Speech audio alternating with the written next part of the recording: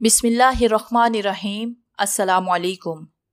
हमारे चैनल कहानी hub official में खुशामदीद। नाजरीन, मैं आज आपके लिए इंतहाई खौफनाक और दिलचस्प कहानी लेकर आई हूँ, लेकिन कहानी शुरू करने से पहले आपसे गुजारिश है कि अगर आपने हमारा चैनल सब्सक्राइब नहीं किया तो आप हमारे इस चैनल को सब्सक्राइब कर लीजिए और बेल आइकन को भी प्रेस कर लें ताकि हर नई आने वाली वीडियो बआसानी आप तक पहुँच सके। आज तो तुमने हद ही कर दी। तुमने फिर स्कूल में लड़ाई की। तुम इंसान हो कि या फिर कोई जिन्न हो? जब देखो जहां देखो लड़ते रहते हो।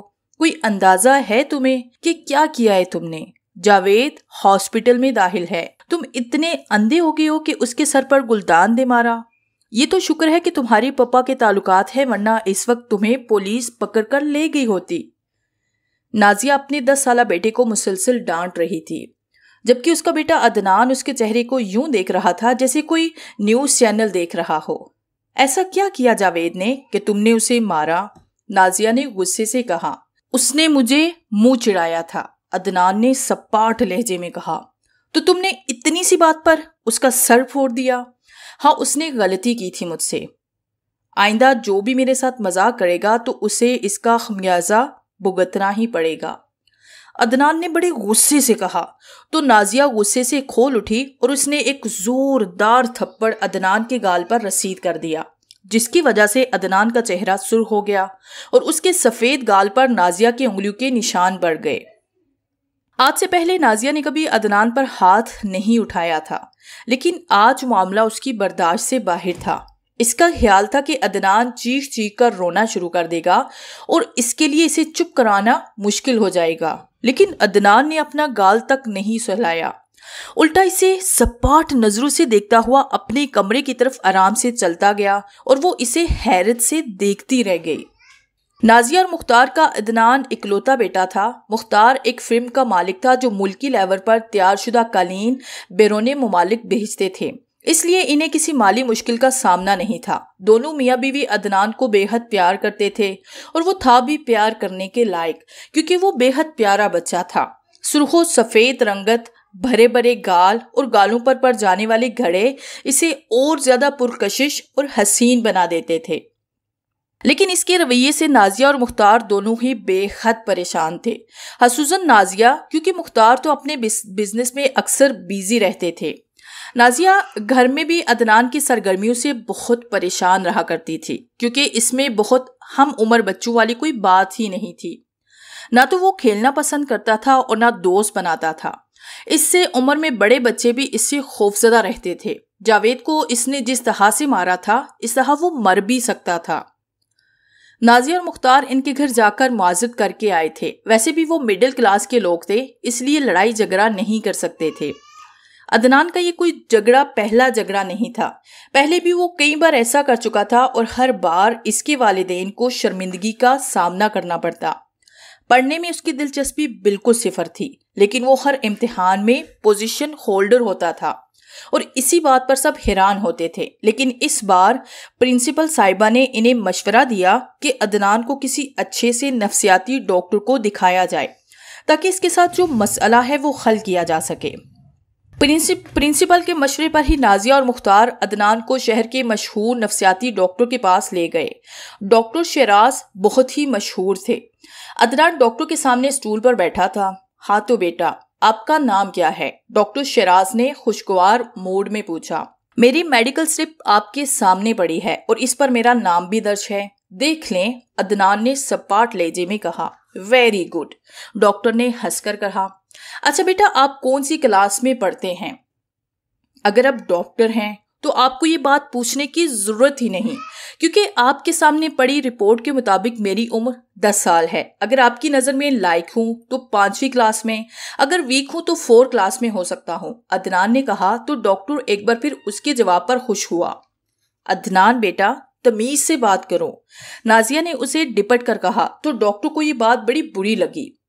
अगर आप बुरा ना मनाए तो हम दोनों को तन्हा छोड़ दें, बाहर वेट करें आप हमारा, डॉक्टर ने कहा। तो मुख्तार ने नाजिया को बाहर चलने का इशारा किया और वो दोनों बाहर निकल गए। चॉकलेट खाओगे? डॉक्टर ने दोनों के जाते ही कहा। نہیں، کیونکہ اس وقت آپ کی جیب میں صرف ایک ہی چاکلیٹ ہے جو آپ اپنے بیٹے کو دینا چاہیں گے۔ آپ کا حافظہ بہت کمزور ہے، جاتے وقت لے کے نہیں جا پائیں گے، جس کے نتیجے میں وہ ہمیشہ کی طرح آپ سے ناراض ہو کر سو جائے گا۔ عدنان نے اطمینان سے کہا، واہ بھائی، تم تو واقعی کمال حد تک ذہین ہو۔ حیرت ہے اتنے ذہین بچے سے اس کے والدین کیوں پریشان ہیں۔ شاید وہ واقعی تمہارے درست اندازوں سے ڈرتے ہیں، ڈاکٹر نے حیران ہو کر کہا، کیونکہ ڈاکٹر جب سے عدنان کو دیکھ رہا تھا وہ اسے اپنے اعصاب پر سوار محسوس کر رہا تھا۔ اپنے اچھا ہی کیا کہ ان دونوں کو باہر بھیج دیا، کیونکہ اب جو میں بتانے جا رہا ہوں وہ بات اگر وہ دونوں سن لیتے تو آپ کی کافی سبکی ہوتی۔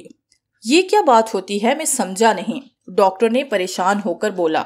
مجھے پتا ہے کہ آپ شادی شدہ ہیں اور اپنی بیوی سے کافی ڈرتے ہیں کیونکہ وہ کافی شکی مزاج عورت ہے۔ یہ باتیں تمہیں کس نے بتائی؟ تمہیں پتا ہے نا کہ کسی کی نجی زندگی کے بارے میں معلومات رکھنا کتنی بری بات ہے۔ ڈاکٹر کے لہجے میں ناگواری کا عنصر شامل تھا۔ یہ سب میرے لیے معمولی باتیں ہیں، میں تو وہ بھی جانتا ہوں جو آپ کے علاوہ آپ کے قریبی لوگ بھی نہیں جانتے، عدنان نے سنسنی خیز لہجے میں کہا۔ وہ کون سی بات ہے؟ ڈاکٹر نے رک رک کر کہا۔ آپ نے اپنی اسسٹنٹ ڈاکٹر کے ساتھ ناجائز تعلقات استوار کر رکھے اور آپ نے اس سے شادی کا جھوٹا وعدہ کر رکھا ہے، کیونکہ آپ کی دولت آپ کی نہیں، آپ کی بیوی کی ملکیت ہے، اور آپ ایسا کوئی قدم نہیں اٹھانا چاہتے جس کی وجہ سے آپ کو دولت سے ہاتھ دھونا پڑے۔ اور یہ کہ بند کرو اپنی بکواس اور دفع ہو جاؤ میری نظروں سے، ڈاکٹر نے عدنان کی بات کاٹ کر چیختے ہوئے کہا تو دروازہ کھلا۔ دونوں میاں بیوی ایک ساتھ اندر آئے اور ساتھ میں عملے کے افراد بھی دوڑے آئے۔ لے جو اس منحوس بچے کو، یہ انسان نہیں بلکہ کسی جن بھوت کا بچہ ہے، ڈاکٹر نے کہا اور تیزی سے باہر نکل گیا۔ ادھر عدنان کے چہرے پر ہمیشہ کی طرح سنجیدگی طاری تھی۔ عدنان، کیا مسئلہ ہے تمہارے ساتھ؟ تم کیا کر رہے ہو؟ اس کا کچھ اندازہ ہے تمہیں؟ نازیہ صوفے پر بیٹھے عدنان سے کہنے لگی۔ وہ خود عدنان کے سامنے اکڑو بیٹھی تھی، مختار دفتر گئے ہوئے تھے، اس لیے نازیہ کو عدنان سے بات کرنے کا یہ وقت مناسب لگا۔ مجھے اچھی طرح اندازہ ہے، لیکن شاید آپ کو نہیں کہ یہ ہو کیا رہا ہے یہاں، عدنان نے سپاٹ لہجے میں کہا۔ کیا کروں؟ مجھے کچھ سمجھ نہیں آ رہا کہ تم کیا کر رہے ہو اور چاہتے کیا ہو۔ نازیہ نے سر پکڑ کر کہا، آپ کو نہیں معلوم تو پھر کسے معلوم ہے؟ یہ سب آپ ہی کا تو کیا درا ہے۔ بکواس بند کرو، کیا کیا میں نے؟ نازیہ نے غصے سے چیختے ہوئے کہا، کیا آپ کو نہیں پتا کہ میں کیسے پیدا ہوا؟ عدنان نے سنسنی خیز انداز میں کہا تو نازیہ کو یوں لگا جیسے اس پر آسمان آن گرا ہو۔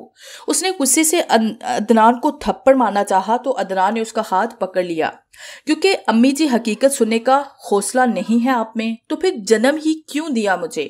عدنان نے شیطانی انداز میں مسکراتے ہوئے کہا۔ تم یہ کیا کہہ رہے ہو؟ نازیہ نے اٹک اٹک کر کہا۔ وہی جو آپ جانتی ہیں، اور اب آپ کے لیے بہتر یہی ہے کہ جو میں آپ سے کہہ رہا ہوں وہی کرے، ورنہ وہ ہوگا جو یہاں آپ کبھی نہیں چاہیں گی، عدنان نے کہا تو نازیہ اسے پھٹی پھٹی نگاہوں سے دیکھنے لگی، جبکہ عدنان کے ہونٹوں پر شیطانی مسکراہٹ تیرنے لگی۔ رات کے کام میں مصروف مختار جب گھر آئے تو گھر کا کام کرنے والی ملازمہ جا چکی تھی، لیکن حیران کن بات یہ تھی کہ پورے کا پورا گھر اندھیرے میں ڈوبا ہوا تھا۔ انہوں نے عدنان کے کمرے میں جھانکا تو خوب اندھیرا چھایا ہوا تھا۔ انہوں نے کمرے کی لائٹ آن کی تو دیکھا عدنان بیڈ پر بالکل سیدھا لیٹا ہوا ہے۔ لائٹ آن کی وجہ سے اس نے یکدم اپنی آنکھیں کھولی اور اٹھ کر اپنے والد کو گھورنے لگا، لائٹ آف کر دیں، مجھے تکلیف ہوتی ہے روشنی سے۔ یہ سن کر مختار کو لگا جیسے کہ عدنان بول نہیں رہا بلکہ گرا رہا ہے۔ پہلے تو انہیں اس کے رویے پر غصہ آیا، لیکن پھر وہی نفسیاتی مسئلہ سمجھ کر خود کو نارمل کر دیا۔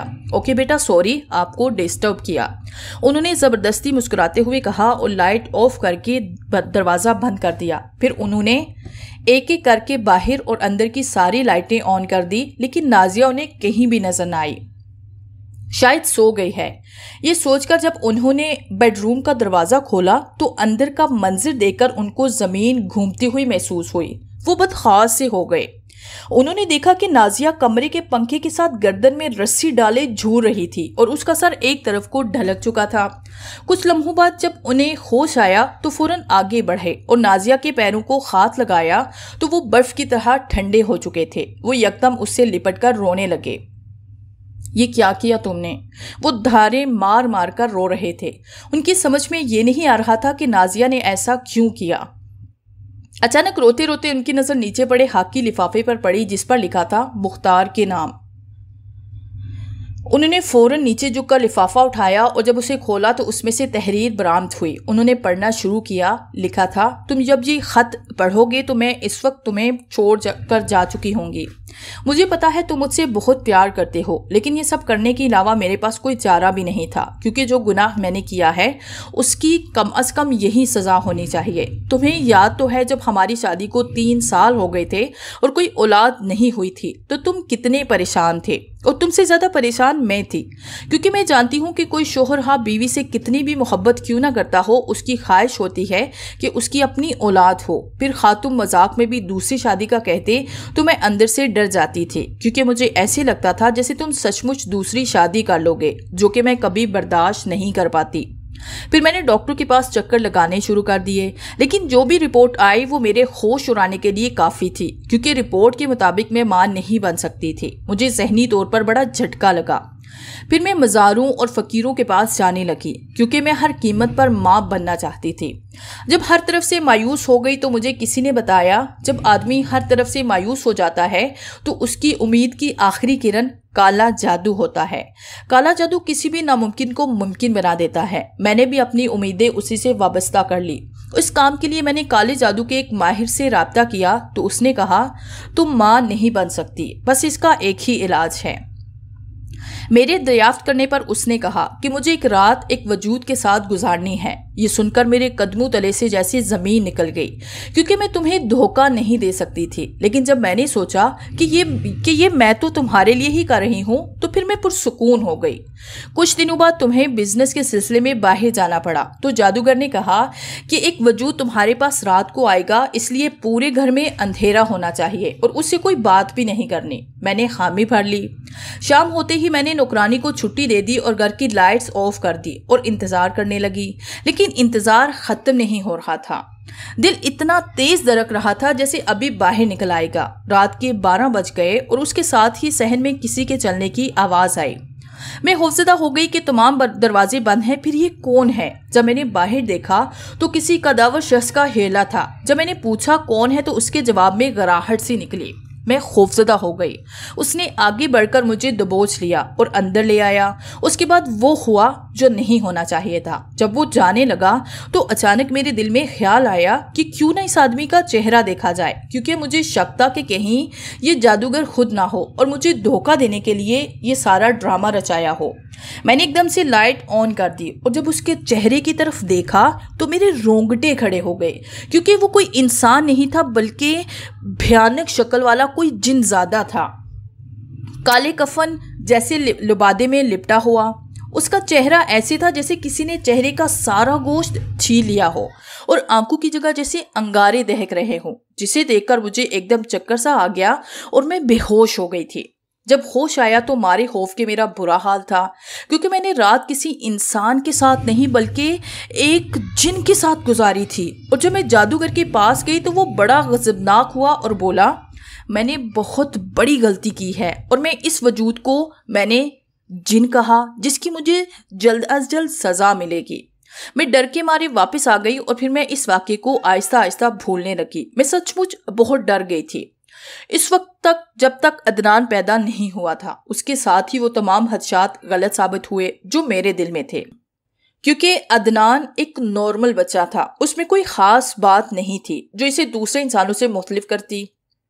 میں مطمئن ہو گئی اور اس رات کے واقعے کو ایک ڈراؤنا خواب سمجھ کے بھول گئی۔ میں یہ بھول گئی کہ میں نے تمہیں نہیں بلکہ ایک جن کی اولاد کو جنم دیا ہے۔ پھر جیسے جیسے یہ بڑا ہوتا گیا اس کی شیطانیت سامنے آتی گئی، اور آج جب اس نے مجھے آئینہ دکھایا تو میں اندر سے ٹوٹ گئی، کیونکہ یہ بات اس کے علم میں بھی تھی کہ وہ کس کی اولاد ہے۔ اس سے پہلے کہ وہ تمہیں بتاتا، میں تمہیں خود بتا رہی ہوں، ساتھ ہی خود کو سزا بھی دے رہی ہوں تاکہ تم مجھ سے پھر بھی محبت کرتے رہو۔ بس اس ایک رات کی میری غلطی کو معاف کر دو، مجھے اور کچھ نہیں چاہیے۔ اور ہاں، عدنان نہ تمہارا بیٹا ہے اور نہ میرا، بلکہ وہ ایک جن کا بیٹا ہے۔ اسے مار ڈالو کیونکہ وہ تمہیں بھی مار ڈالے گا۔ میں خود اس طرح سے نہیں مرنا چاہتی تھی، لیکن اس نے پتہ نہیں کیسے کیا کیا کہ میں خود کو مارنے کے لیے تیار ہو گئی۔ یہ حد پڑھ کر مختار کے اوسان ہتا ہو گئے۔ اسے ساری بات سمجھ میں آ گئی اور ساتھ ہی اس کے دل میں نفرت کا طوفان اٹھا کہ عدنان ان کی نہیں بلکہ ایک جن کی اولاد ہے اور ان کی بیوی کا قاتل بھی ہے۔ انہوں نے غصے سے الماری سے لوڈ کیا ہوا ریوالور نکالا اور عدنان کے کمرے میں داخل ہوئے۔ سامنے عدنان کو کھڑے پایا۔ عدنان کی آنکھیں انگارے کی طرح دہک رہی تھی۔ آئیے آئیے میرے پیارے ابا، آپ ہی کا انتظار تھا، عدنان نے بے خوف سے انداز میں مسکراتے ہوئے کہا۔ مختار اس کے انداز سے خوفزدہ ہو گئے، لیکن انہیں فوراً خیال آیا کہ ان کی بیوی کا قاتل یہی ہے۔ انہوں نے ریوالور کا رخ عدنان کی طرف موڑ دیا۔ آپ کو کیا لگتا ہے کہ میں آپ جیسے کمزور انسان سے مر سکتا ہوں؟ میرا باپ آج تک نہیں مرا، تو آپ مجھے کیا ماریں گے؟ میں کوئی انسان کا بچہ نہیں ہوں، بلکہ میں ایک جن کا بچہ ہوں۔ تم جیسے انسانوں سے اپنی مرضی کا کام کروانا میرے بائیں ہاتھ کا کھیل ہے۔ اب چپ چاپ اپنا یہ ریوالور اپنی کنپٹی پر رکھو اور گولی چلا دو۔ عدنان نے کہا تو مختار کو یوں محسوس ہوا کہ ان کا دماغ ان کی مرضی کے بغیر حرکت کر رہا ہے، اور ساتھ ہی ریوالور کی ٹھنڈی نال انہیں اپنی کمپٹی پر محسوس ہوئی۔ یہ سوچ کر انہیں ٹھنڈے پسینے آنے لگے۔ انہوں نے بڑی کوشش کی ریوالور کو ہٹانے کی، لیکن اپنی اس کوشش میں ناکام ہو گئے۔ اب گولی چلا دو، عدنان نے کہا تو مختار نے اپنی انگلی سے ریوالور ہٹانے کی بڑی کوشش کی، لیکن انگلی نے جیسے ہی حرکت کی گولی چل گئی۔ ساتھ ہی مختار کا وجود کسی کٹے ہوئے شہیتر کی طرح نیچے گرا، جبکہ عدنان کے چہرے پر ایک شیطانی مسکراہٹ رقص کرنے لگی۔